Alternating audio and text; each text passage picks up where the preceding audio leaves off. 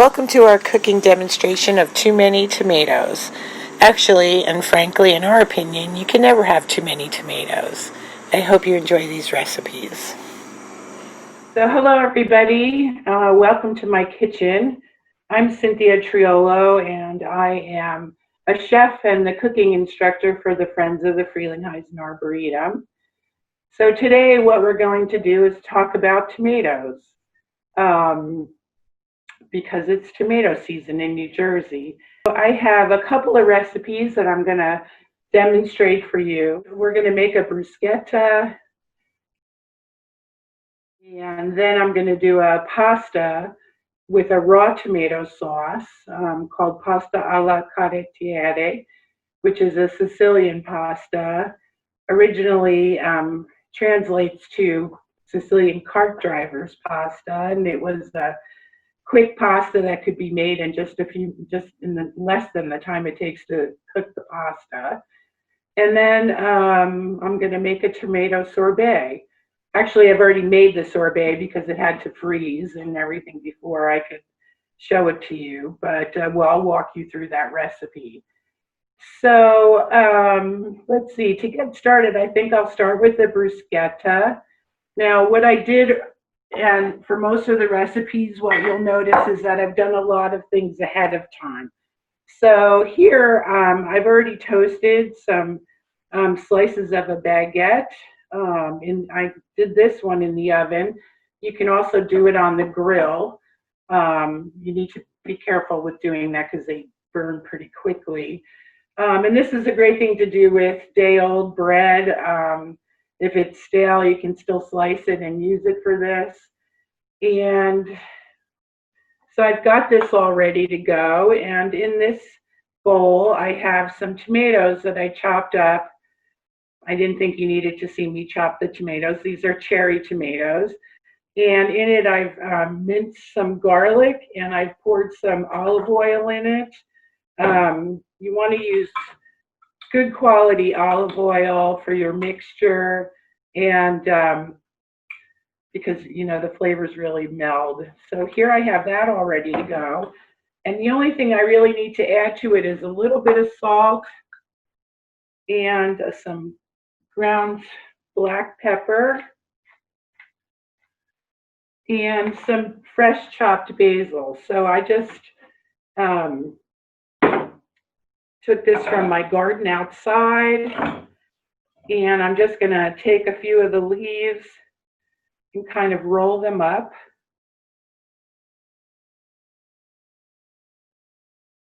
And chop them and add them to my tomato mixture. Just a coarse chop is fine, very fragrant. I'll add that to my tomatoes.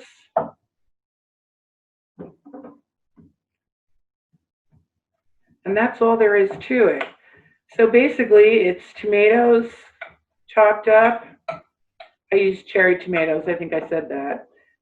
Some garlic, salt and pepper, olive oil, and some basil. And so all you want to do now is spoon this over your toast, just like that.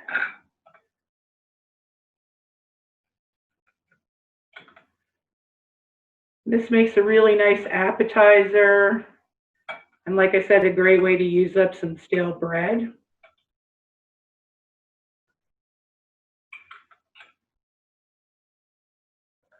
And there we go.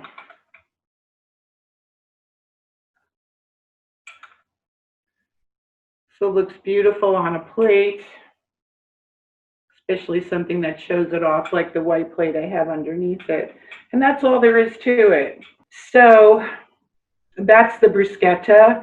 The next thing I want to make is the pasta dish. So once again, I have tomatoes that I've already chopped up into a bowl.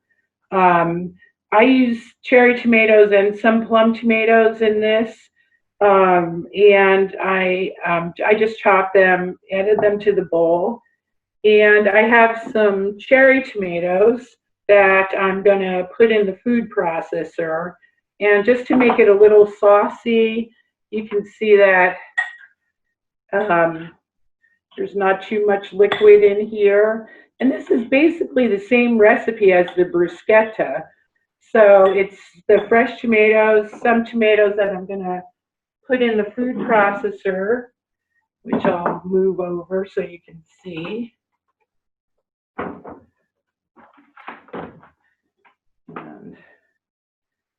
that's not working.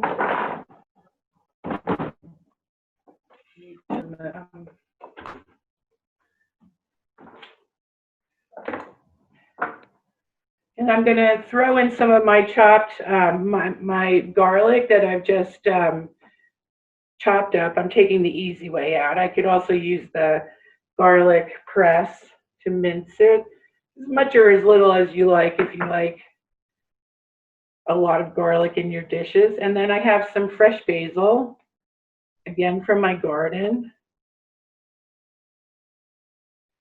And I'm going to add those leaves also. So this makes a really quick. And I'm just going to pulse it really quickly. I want to get this garlic a little bit chopped up and make a little sauce.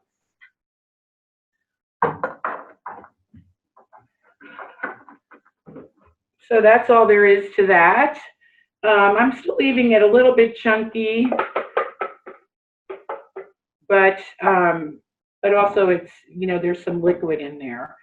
So what I want to do is take my bowl and add that. And I'm going to add all of this.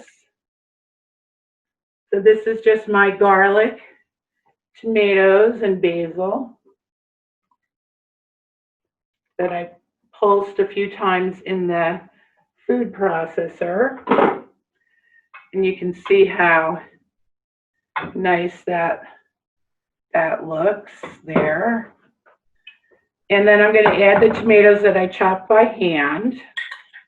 So there's a little more volume and texture. And I'm going to just mix that together in my bowl. That's large enough to hold the pasta. That's important. Now the pasta I just cooked, and it's waiting to be added.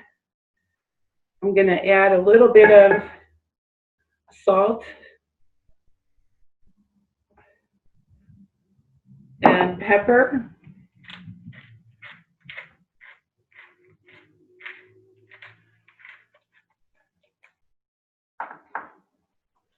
And my pasta.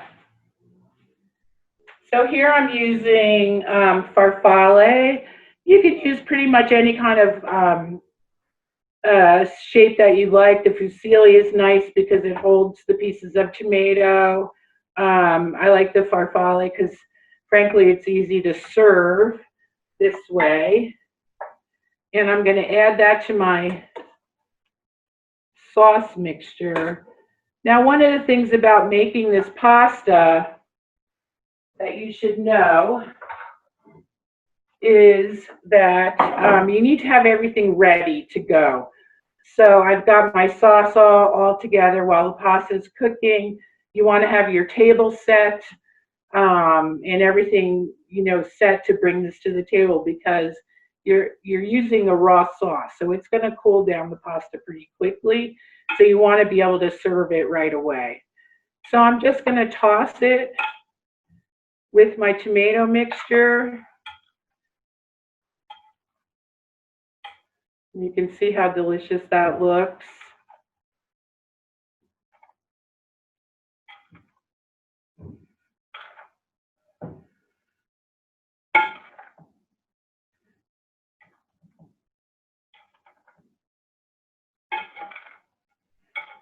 And then to the dish, I'm going to add some grated Parmesan cheese, Parmigiano Reggiano.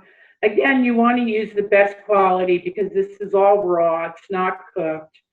So I'm going to just sprinkle in some Parmesan. Toss that. And you can also bring the cheese to the table if anybody would like to add more. And then the other thing that I like to do with this is just drizzle on some good quality olive oil just to give it a nice fragrance.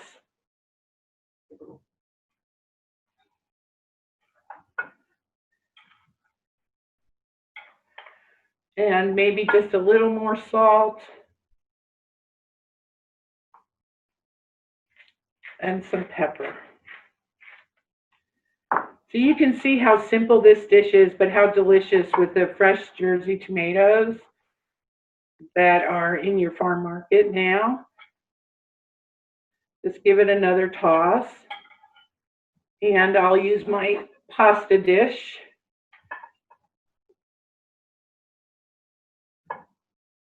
to serve it.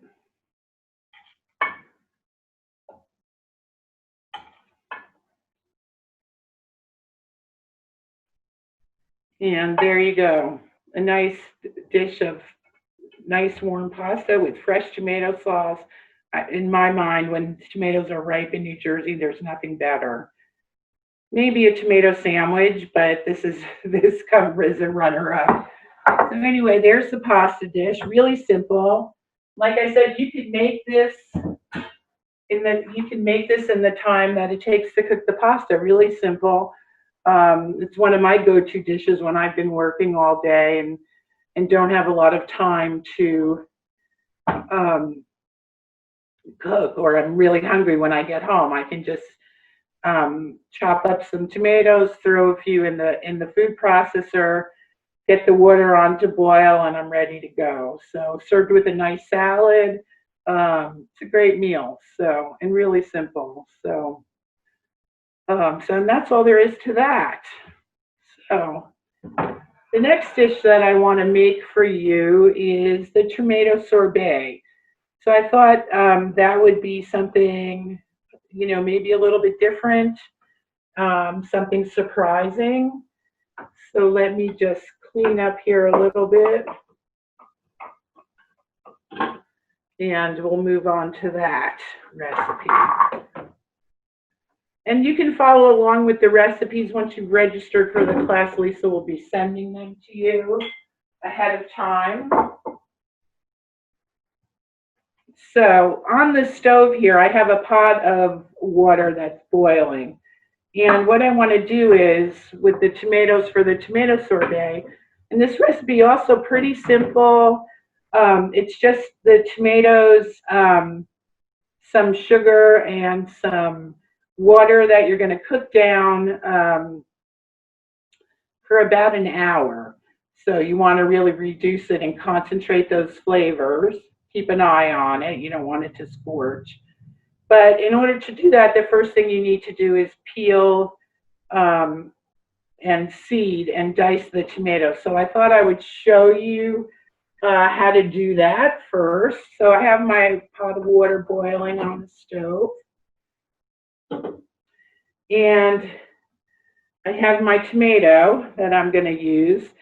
So you can use any kind of, any color tomatoes, I should say. This sorbet would look really pretty with yellow tomatoes or orange tomatoes. I happen to have the red ones, so that's what we're using for this. So I'm going to take my tomato. I've got a pot of water on to boil, and I'm going to cut an X into the blossom end of the tomato, just not all the way through, just pretty carefully. So this is the stem end of the tomato. Excuse me.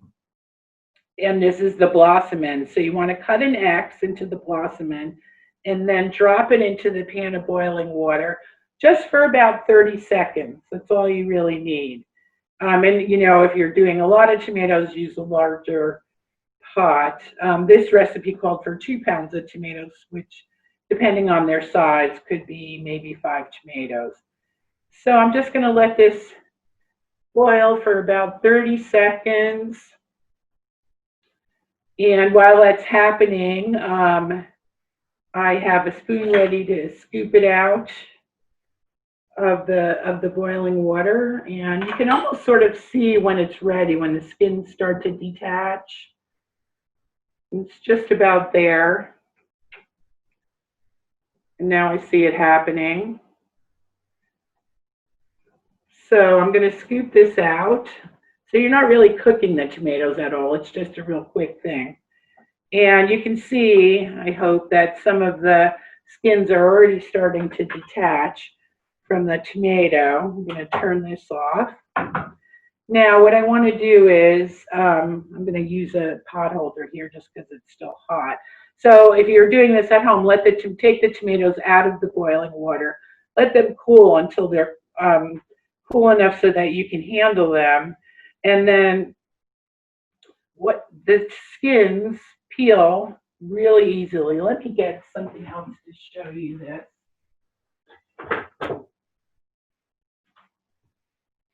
On white, I think it's better. So you can see that the peels just come right off of the tomato. And it only took about 30 seconds.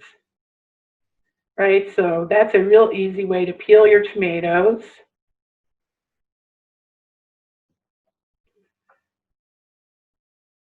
And that's that. So what I'm going to do is, so now I've peeled them, I need to seed them. So in order to do that, I'm going to slice the tomato in half across the equator, right?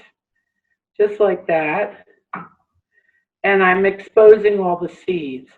So what I'm going to do is just take a bowl and squeeze out some of the juice and kind of poke out the seeds into the bowl, right? I'll do one more, squeeze it, and the seeds tend to come out and some of the juice, which is okay. And it's also okay if you leave a few of the seeds in there. That's perfectly fine. And then I'm just going to dice them. And a rough chop is all you need.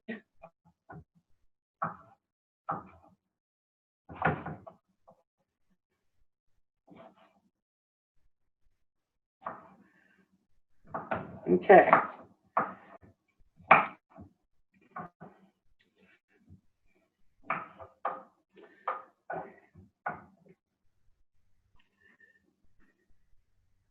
So now what happens is I'm going to, once I've done all of the tomatoes just like that, I place them in a saucepan with a cup of sugar and a half a cup of water.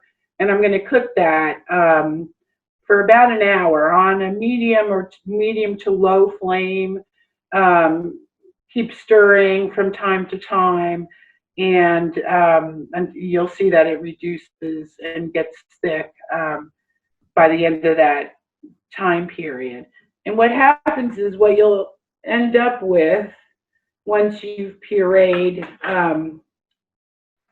your mixture. So let me just back up a second. Once you've cooked all of this for an hour, you're going to let it cool just a little bit and then either run it through the food processor or in your blender to blend it till it's nice and smooth. And then you're going to add the juice of 1 lemon to your mixture. You could also add some basil chopped up if you'd like. I didn't do that, but once I pureed the mixture, this is what it looked like.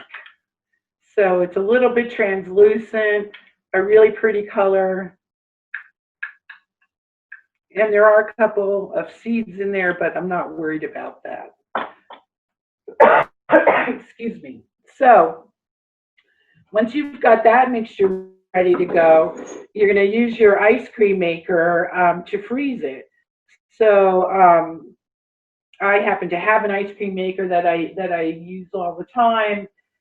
If you don't have one, what you could do is make this into more of a granito-like substance where you would put it in a pan, maybe something like a bread pan, and every couple of hours scrape it with a fork So that'll give you, chunkier crystals and not as smooth as the sorbet. But I made it into sorbet that I did yesterday, so it would have time to freeze. And I'm just gonna scoop some of it out into my dish here so I can show you. Just get my ice cream scooper.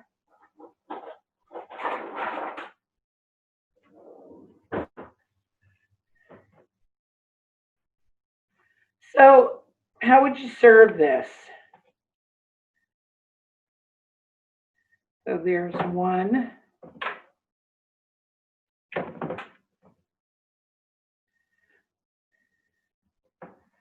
And 2 scoops. And this is what it looks like in my dish, any kind of dish. So I think that this would make a really nice intermezzo, some kind of palate cleanser in between courses.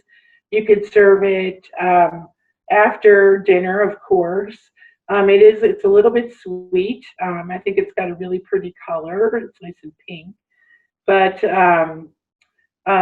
if you made it with different colored tomatoes, you could get an orange effect from orange tomatoes or a yellow effect, which would also be nice, or do a combination of the 3 in a bowl. So I think that this would be something kind of surprising for your guests. It's quite delicious and it's sweet, so it's a little bit different than what you're expecting, but after all, tomatoes are a fruit, so this is one way that we can use them. So there's my tomato sorbet, and I'm going to set this on my cutting board so that you can see it. And let me just move everything over for you. Get this out of the way.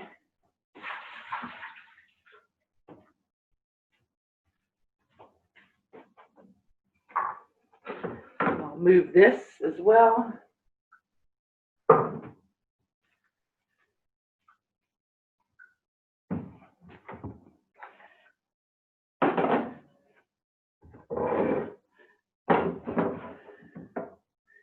Just so you can get the full effect. So here we have the pasta alla carottiere, the Sicilian cart driver's pasta with a raw tomato sauce. We have the bruschetta, which could be served as an appetizer before dinner, and a great way, like I said, to use up stale bread. And for dessert or as an intermezzo, we have the tomato sorbet. So thanks to the Friends of the Frelinghuysen for bringing this video to you. If you're not a member, it'd be great if you could join. And hopefully we'll do some more of these cooking videos for you. Actually, hopefully we'll be back in the Haggerty Education Center in the teaching classroom, so I could do these in person for all of you. But for now, stay safe, everyone, and thanks for joining us.